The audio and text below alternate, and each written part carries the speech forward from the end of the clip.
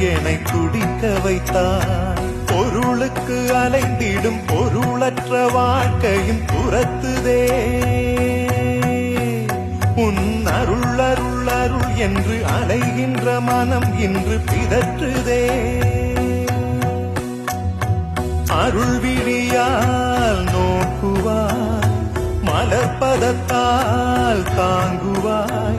உன் திருக்கரம் என்னை அரவணைக்குனதருள் பெற பிச்சை பாத்திரம் ஏந்தி வந்தேன்.